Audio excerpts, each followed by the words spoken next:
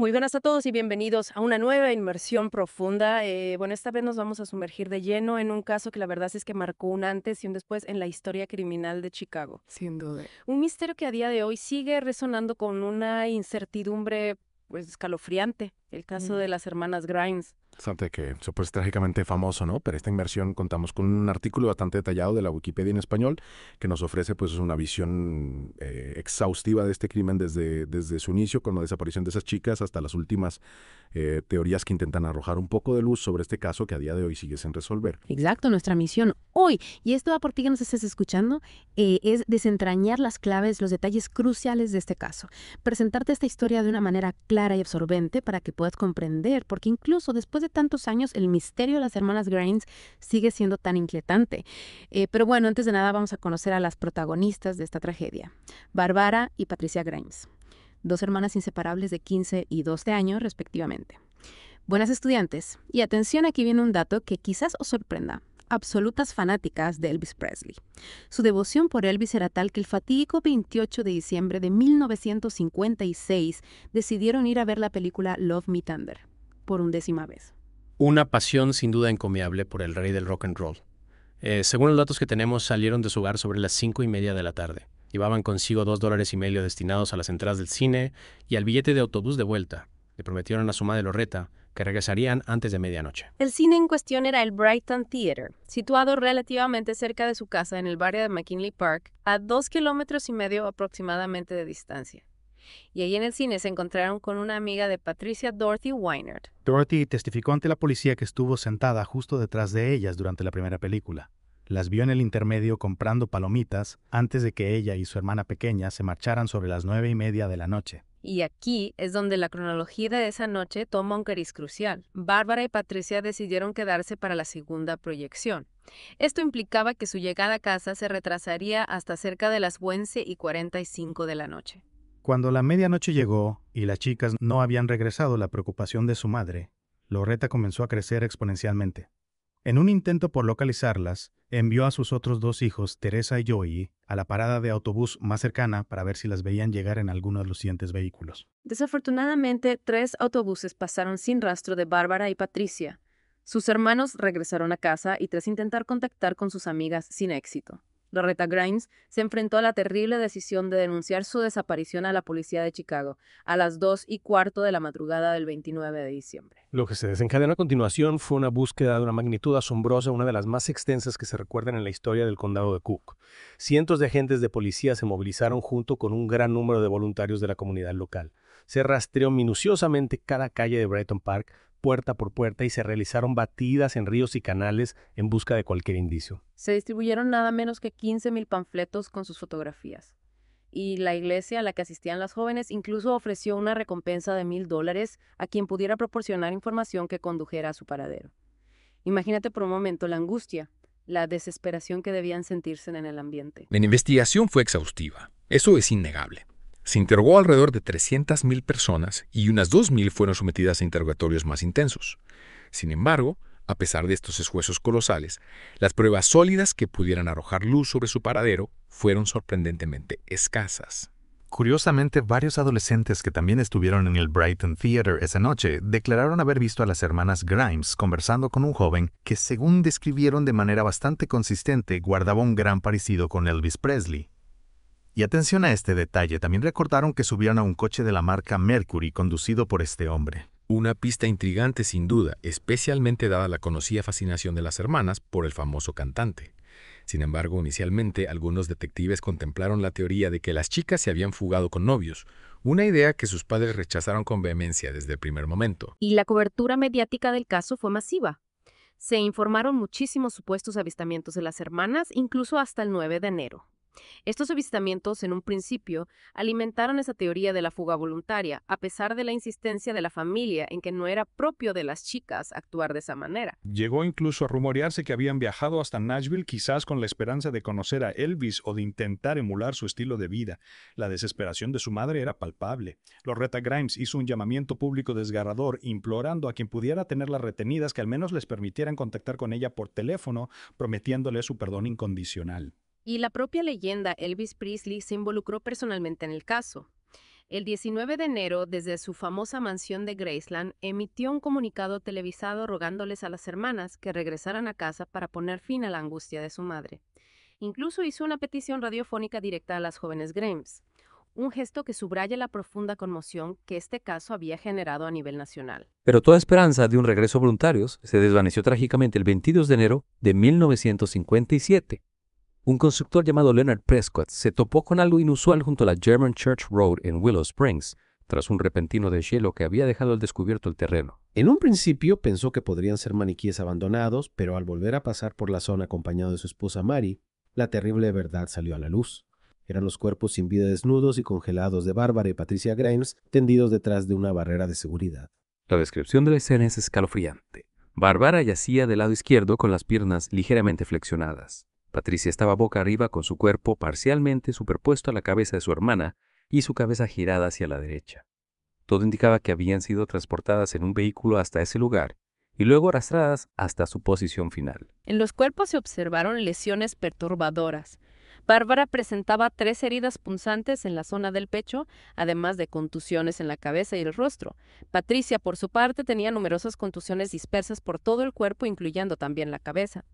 El padre Joseph Grimes fue quien tuvo que realizar la dolorosísima tarea de identificar formalmente a sus hijas en el lugar del hallazgo. Tras el descubrimiento de los cuerpos, se organizó una búsqueda decisional en los alrededores, con la participación de 160 agentes de policía y voluntarios. Sin embargo, esta acción posterior fue objeto de fuertes críticas, ya que existía la preocupación de que pudiera haber alterado o incluso destruido pruebas cruciales en la escena del crimen. Y al día siguiente se llevaron a cabo las autopsias de ambos cuerpos. Fueron realizadas por patólogos forenses con experiencia, pero lo sorprendente y quizás uno de los aspectos más desconcertantes del caso es que tras 5 largas horas de minucioso examen por cada cuerpo, los forenses no pudieron llegar a un acuerdo unánime ni sobre la fecha precisa ni sobre la causa exacta de la muerte. ¿Te das cuenta de la gravedad de esto? Lo que sí pudieron determinar basándose en el análisis del contenido estomacal de las jóvenes es que muy probablemente fallecieron dentro de las 5 horas posteriores a su último avistamiento con vida en el Brighton Theatre.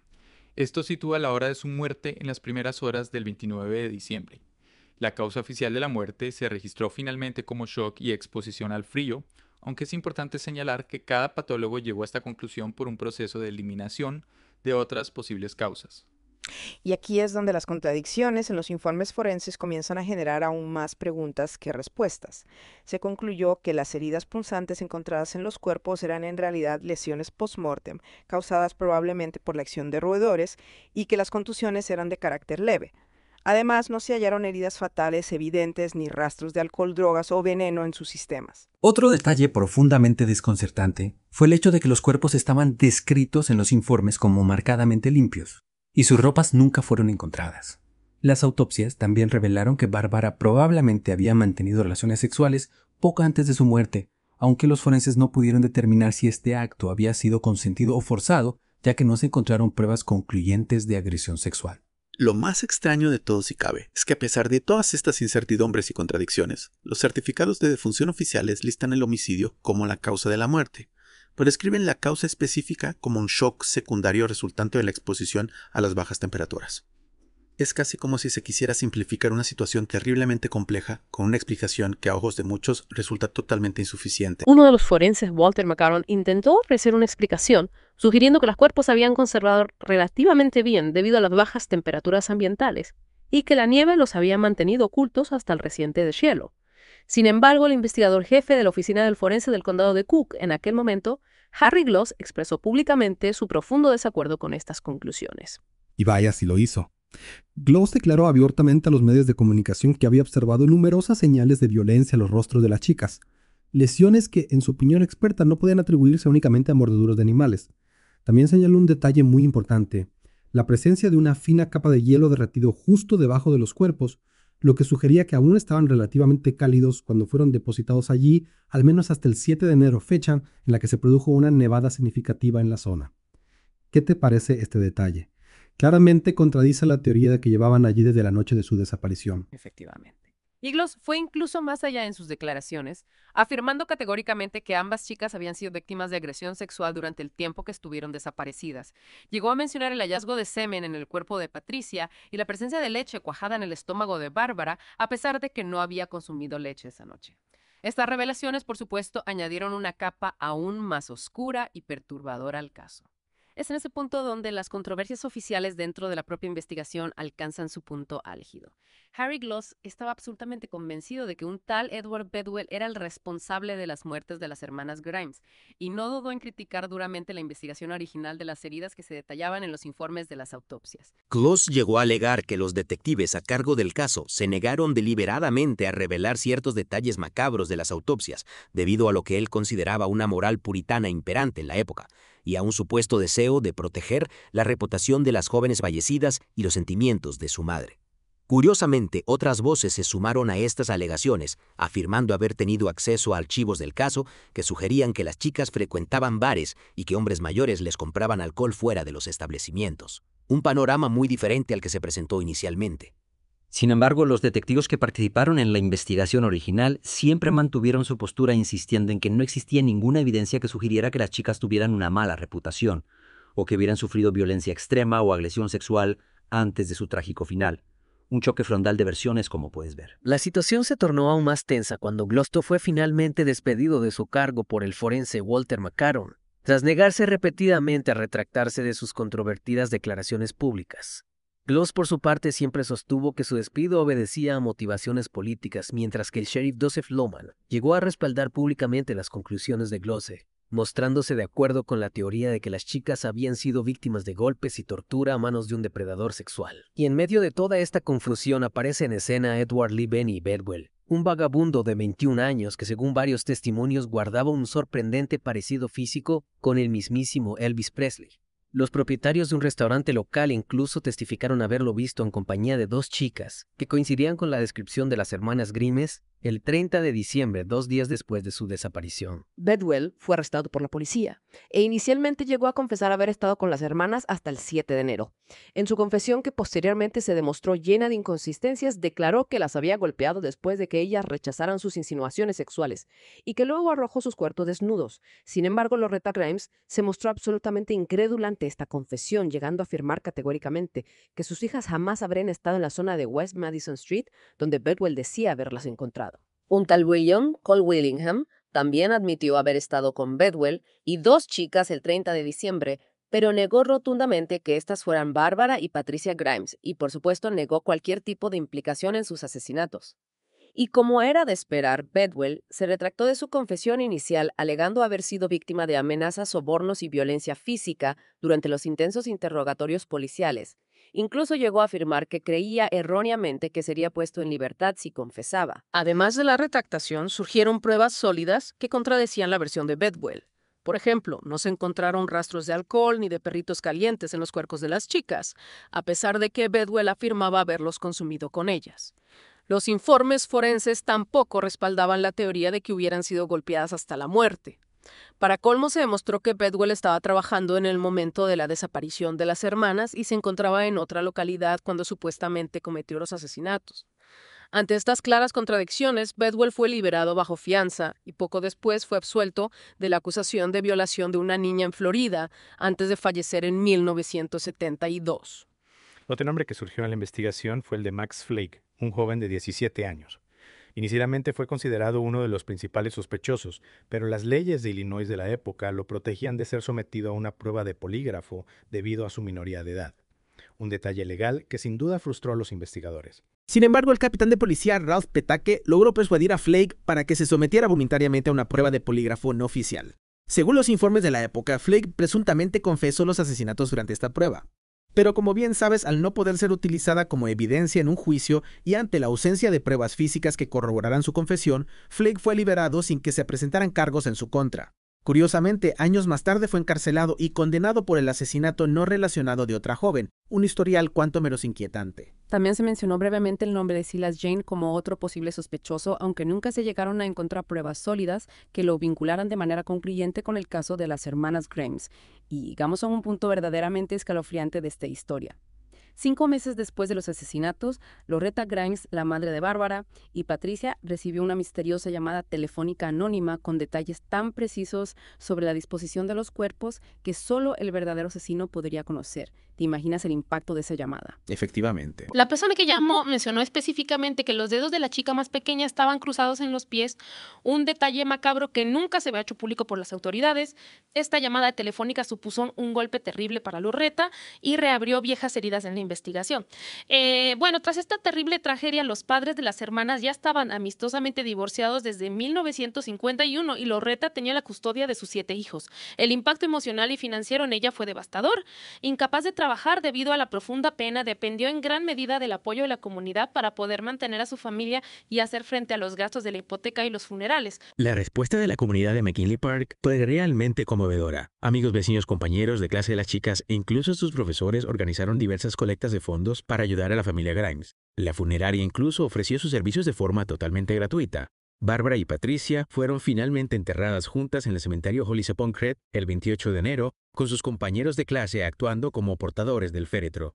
Un gesto de solidaridad que habla mucho de la comunidad.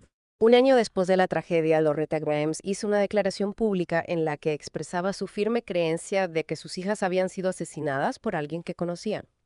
El sheriff Joseph Loman, quien siempre se inclinó por la teoría del secuestro, tortura y asesinato por parte de un depredador sexual, falleció en 1969 sin ver el caso resuelto. En el 18º aniversario de la desaparición de las hermanas, el detective Ernest Spiotto, quien fue el único investigador que permaneció involucrado en el caso desde el principio hasta ese momento, admitió públicamente que no había sospechosos creíbles y que el caso oficialmente seguía sin resolverse. Una declaración que reflejaba la frustración de tantos años de investigación infructuosa. En 2013, el hermano menor de Bárbara y Patricia, James Grimes, expresó públicamente su deseo de que el caso se reabriera con una investigación exhaustiva y transparente. Y ese mismo año, un policía retirado llamado Raymond Johnson decidió iniciar una investigación personal sobre el caso tras haberse interesado en él en 2010 mientras escribía un libro sobre crímenes sin resolver en Chicago. La investigación personal de Johnson se centró en la figura de Charles Leroy Melquist. Un asesino de niños confesó que ya había sido considerado brevemente como sospechoso en las primeras etapas de la investigación en 1957. Melquist fue posteriormente condenado en 1958 por el brutal asesinato de otra joven, Bonnie Lee Scott, cuyo cuerpo decapitado fue encontrado muy cerca de donde se hallaron los cuerpos de las hermanas Grimes. Las similitudes entre ambos casos eran cuanto menos inquietantes. Ambas víctimas eran jóvenes. Los cuerpos fueron encontrados en zonas relativamente cercanas y en circunstancias igualmente horribles. Sin embargo, y este es un punto crucial, Charles Melquist nunca fue interrogado formalmente sobre el caso de las hermanas Grimes por consejo de su abogado. Y aquí vuelve a aparecer un escalofriante paralelismo. Tras el descubrimiento del cuerpo de Bonnie Lee Scott, Loretta Grimes recibió otra llamada telefónica anónima. La voz al otro lado de la línea afirmaba ser la misma persona que la había llamado en mayo de 1950. Y 7 se declaraba responsable de ambos crímenes y mencionaba detalles específicos sobre el caso de Bonnie Lee Scott para intentar probar su veracidad. Loretta Grimes mantuvo hasta el día de su muerte la firme convicción de que esta persona anónima era la misma que le había revelado el detalle de los pies de su hija pequeña. Charles Melquist falleció en prisión en el año 2010, sin haber sido nunca acusado formalmente del asesinato de Bárbara y Patricia Grimes, y así el misterio persiste. En resumen, nos encontramos ante una desaparición envuelta en misterio, un descubrimiento de los cuerpos que generó más preguntas que respuestas debido a las inconsistencias forenses, una larga lista de sospechosos sin pruebas concluyentes que los incriminaran, y lo más frustrante de todo, una persistente falta de respuestas definitivas. Este terrible caso no solo conmocionó profundamente a la ciudad de Chicago, sino que también representó para muchos la trágica pérdida de una cierta inocencia colectiva. La frustración y el profundo dolor perduran hasta nuestros días en la familia Grimes y en toda la comunidad que siguió de cerca esa tragedia. Y a pesar del paso inexorable del tiempo, la investigación no oficial continúa activa alimentando la tenue esperanza de que algún día la verdad sobre lo que realmente les ocurrió a Bárbara y Patricia Grimes salga finalmente a la luz. Y para ti que nos has acompañado en esta profunda inmersión en el misterio de las hermanas Grimes, te lanzamos una última pregunta para la reflexión. ¿Qué detalle de este caso en particular te resulta más inquietante o te hace pensar que pudo haber sido pasado por alto en la investigación inicial? Y desde tu perspectiva, ¿cómo crees que la falta de una resolución definitiva ha afectado la memoria colectiva de la ciudad de Chicago a lo largo de estas décadas? Gracias por acompañarnos en esta inmersión profunda.